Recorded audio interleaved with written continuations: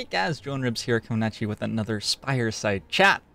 The Defect has finally been released for the main branch of the game, and hand in hand with that is the Defect is probably done having major changes made to it. So I've been playing the Defect for the last month or so. I've been doing pretty well on him. I've been enjoying him a lot, and I wanted to talk to you about like what the class looks like, what I'm looking for in my runs, stuff like that. Some basic tips and ideas about how Defect works. So I'm just gonna show you a few runs. My last 25 runs, I am 17 and 8 on the sky, which I think is okay. I'm not gonna like talk fully about all of these decks, but I just want to give you a chance to like pause the video and take a look at these decks and see sort of what's going on in my Ascension 15 winning decks. You'll notice that my decks are regularly above 30 cards in size. It's pretty normal for me for all classes, but I think Defect in particular does pretty well with large deck sizes. If you look up here, blue fights are elites, so you can get some impression of how many elites I'm fighting. I've fought 2 elites in Act 1 here, for example. You can see where I'm dying. That was a gremlin knob death. I think I have a few deaths in Act 3. I feel like I've died most of the places that you would expect that you might die in this game with Defect.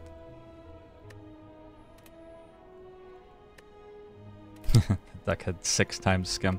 At the time, I believe Skim was a common when I played this run. We're already getting like far enough back that some of these cards were considerably different when I was playing these guys.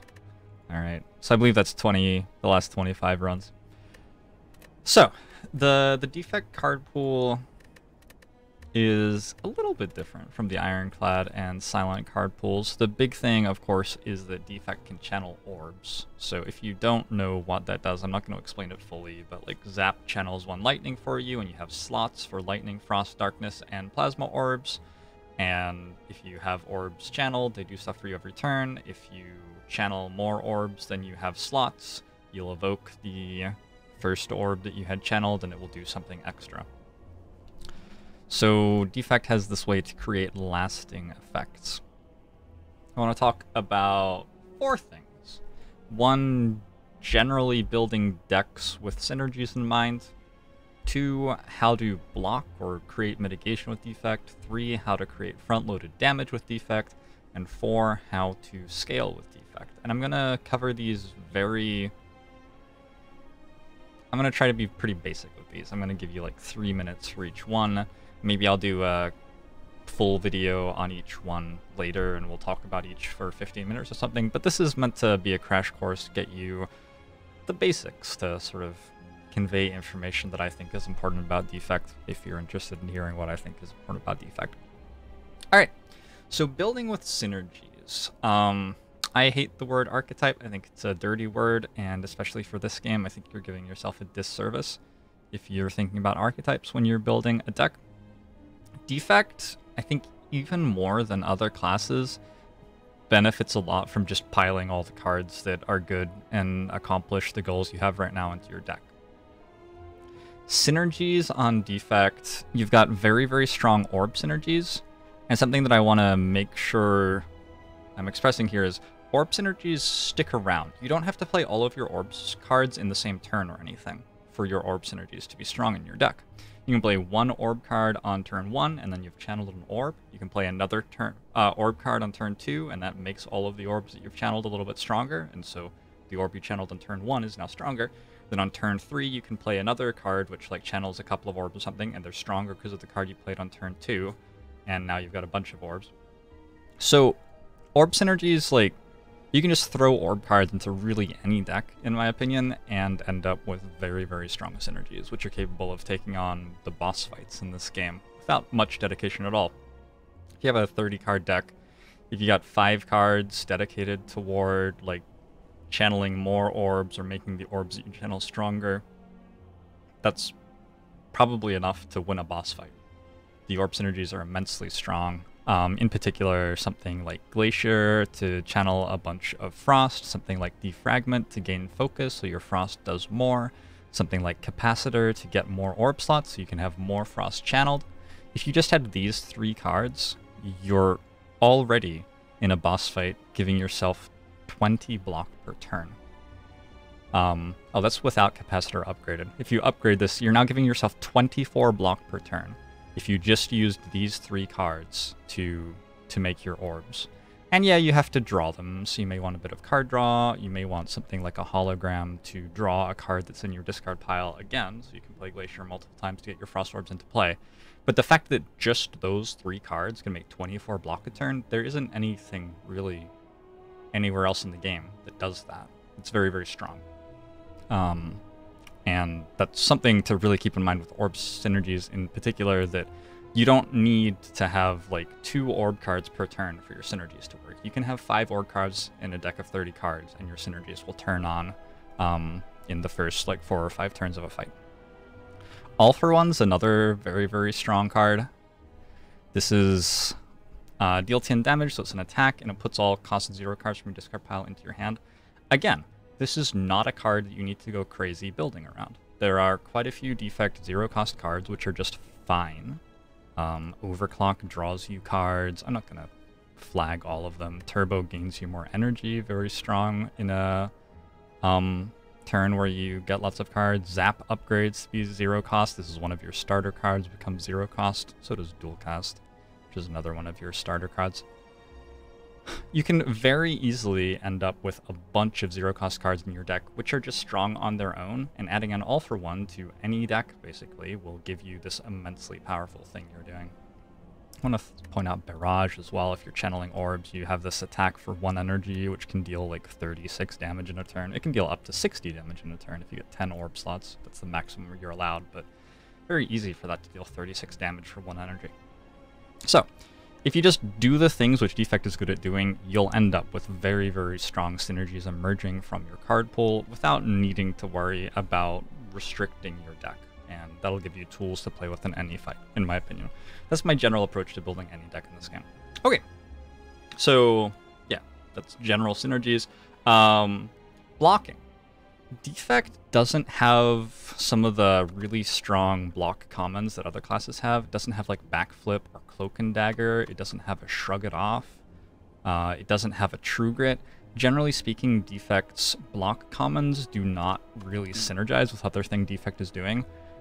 And something that you have to come to terms with is that that's fine. You have to put block cards in your deck anyway. Typically, you want to block 20 to 30 damage a turn by the time you're in like Act 2, and that's quite a lot of block.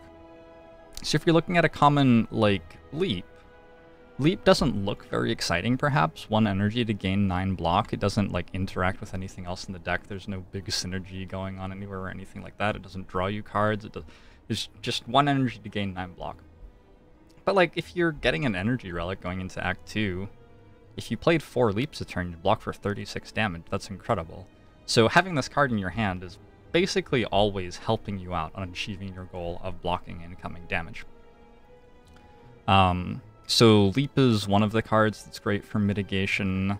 I think Conserve Battery is like okay. I don't think the energy being conserved next turn is very valuable, but 8 block isn't that bad.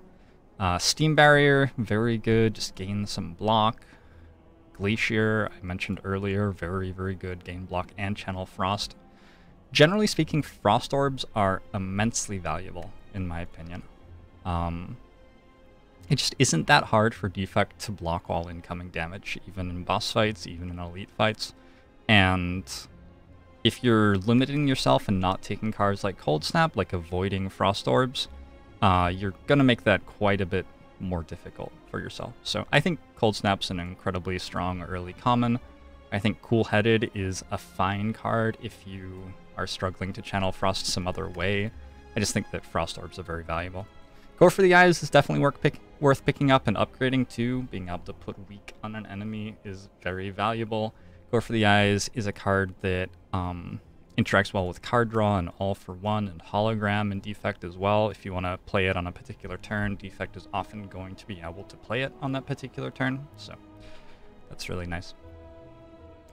So that's general mitigation, I would say. Don't be afraid of normal block commons, and definitely Frost Orbs are great. Frost Orbs are really, really nice.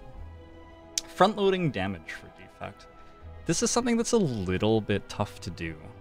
I mentioned Barrage earlier and how strong it can get with channeled orbs. This is a common. Quite regularly, Barrage Plus is going to hit for 18 damage on turn 1 or 2 for me.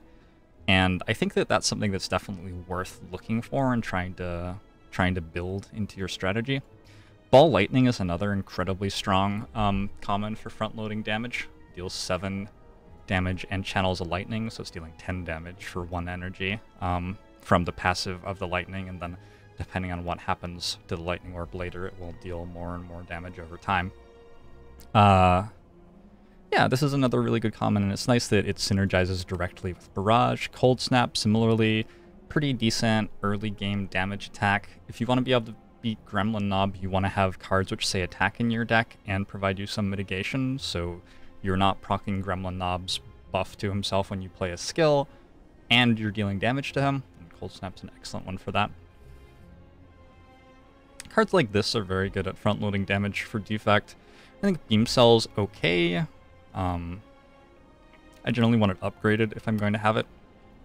Personally, I don't have a great love of cards which only attack and have low impact. So I don't really want a bunch of cards which cost 0 and only attack in my deck, because if I'm willing to attack on a turn, I probably want to be able to spend energy to do so. For me, usually in a fight, my priority is blocking incoming damage, and I spend my resources to do that. And then once I've done that, I'm ready to look at attacking. And so some turns enemies aren't attacking at all, and so I don't have to block. And so I want to have, you know, cards which let me channel energy into damage in my deck for situations like that. Or sometimes they don't attack for enough that my block is overwhelmed. So again, I'm more happy to have like a 3-cost attack like Sunder. I think Sunder is an incredible early game card to get your front-loaded damage going. Then a 0-cost attack, which 1, isn't doing that much damage for me on turns where I can afford to attack, and 2, on turns where I need to block, it's going to be a card that I drew which doesn't block for me, so it makes it harder for me to block. For all of those reasons, I don't think Claw is great in Defect. This is a card that I hear a lot of people talking about, and they're very excited about it. It's a scaling source of damage. It starts attacking straight away for 0 energy, but you have to draw it. And when you draw it, you can't draw a block card in its place, and you can just lose runs as Defect when you, like, if you fill your deck with too many attack cards which can't block, you can very easily draw a hand which can't block and die. So, you can do it multiple times in a row and die.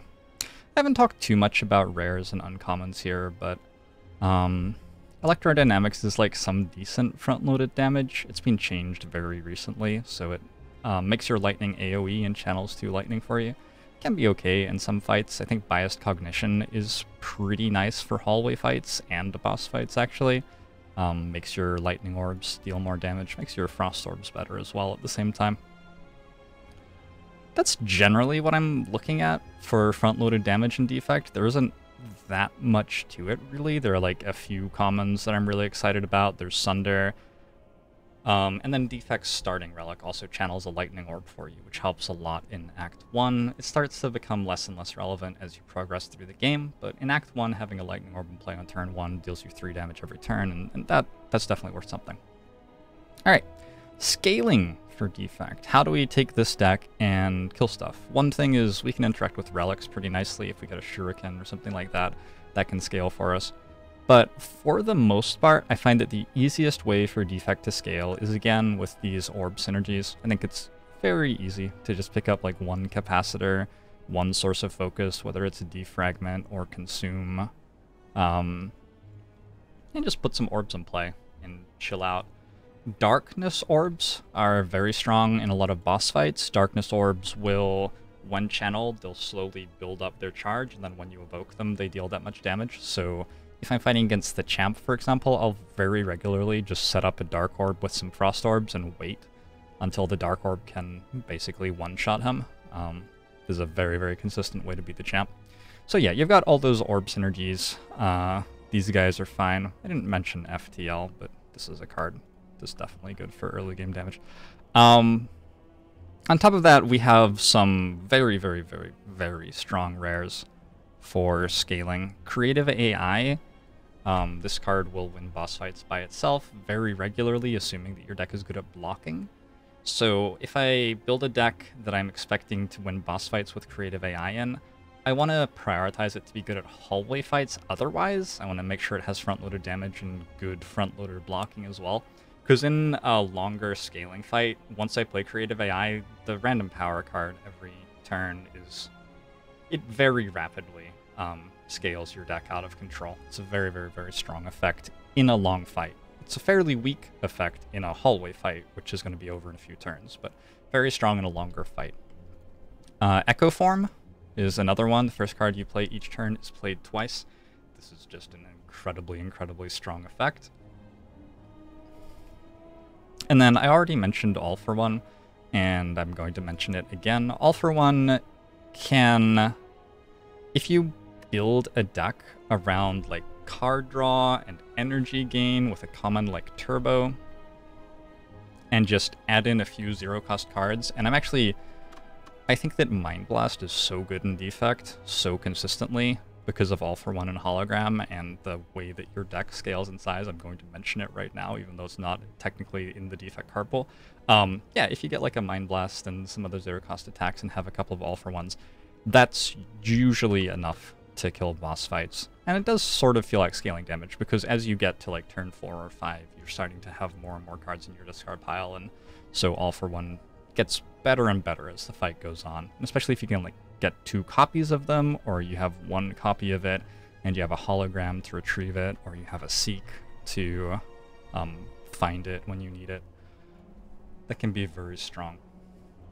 So I've only looked at like maybe like 15 cards in Defect or something, but I wanted to give you the very brief upfront impression I have about playing this class and the things that I think are important. So like, yeah, those are the cards I think are really important for dealing damage in hallway fights and getting through the elite fights where you have to burst them down. We've talked about the cards that I think are important for blocking and mitigating damage. You've got your Source of Weak, you got your Frost Orbs, you got your boring cards which just say block on them and have a large number. Those are pretty good too. And then in terms of scaling, you know, we've got a few rares that do it. We have the Orb package that does it as well. In any run, you can reasonably expect to, you know, find a couple of Orb uncommons which can scale for you, or find one of these rares is typically enough to win boss fights. And that's sort of the formula that I'm going to Defect runs looking for. I often have Defect decks which end up completely bizarre and very different from all the stuff that I've just said. But sort of my default and my most common garden variety of Defect deck is going to be doing the sorts of things that I've just explained. And unless very odd card choices happen or very unique relics get found, you know, that's just what's going to be going on. I guess the one thing I haven't mentioned that I'd love to mention, we'll keep this under 20 minutes, but I think Defect does very, very well with card draw. Again, like I've said, you can fit a lot of synergies into any deck, but drawing cards is going to accelerate your way to turn them on in a fight. You know, whether it's a hallway fight or a boss fight, turning your synergies on by turn 3 instead of turn 5 is really, really good. And so I think something like Compile Driver that draws cards for each unique orb you have, you can get the strong 4 cards theoretically, but I think 2 or 3 is more common. That's really nice. Cool-Headed upgraded to draw 2 cards. I think that's completely fine. I think that's a pretty good card. Skim is incredible. Skim draws you 3 cards or 4 cards when upgraded. Overclock is incredible. Draws you 2 or 3 cards when upgraded for 0 energy cost. The burning your discard pile is not a large concern for Defect at all, because 1, your deck is probably pretty large if you're build a large deck. Large decks are just better than smaller decks in this game at high difficulty. So, like, yeah, the burn is a fairly low percentage of your deck or whatever once it's added to your discard pile. And then, 2, once you're going through your deck the second time, all of your synergies have turned on. So, like, maybe you're blocking for 30 with Frost Orbs at that point. Who cares if you draw a burn? I think Defect typically struggles more with the first cycle through the deck than the second cycle through the deck by a long way. I think machine learning, you can make this innate. It's not terrible at all, especially if you have some other innate stuff in your starting hand that helps you out. Boot Sequence is an excellent example of an innate card that can go in your starting hand to help you out. Anyway, I don't like Claw in Defect. I don't think that's a sensible way to scale. I don't think Blizzard is incredible in Defect. I think that Frost decks typically win by making enough block that they're invincible and then attacking with anything, and Blizzard is just sort of a clunky card to have in your hand. It's fine, but I don't think it's super incredible. I love Consume, I love Defragment, I love Capacitor, I love Glacier. Yeah, these are the sorts of things that I think are the most readily available ways for Defect to scale while being able to always add strong cards that it finds to its deck, so you're not limited by like getting lucky and finding particular cards that work with what you're doing, because you're just doing everything strong that the card pool can do. Alright. So, those are my my thoughts about main branch Defect. Hope you enjoyed hearing. I'm streaming Defect and the other classes every day over on Twitch, so if you want to come stop by and say hi, feel free. I have a link to the Twitch channel below the video. And let me know if you want me to talk in particular about anything in Defect. I'll be making a few videos talking about specific cards and going more into depth on specific concepts for Defect in the coming couple of weeks. And if you have something that you think would be really good to hear about, I'd love to talk about it. Thanks for tuning in, guys. Bye-bye.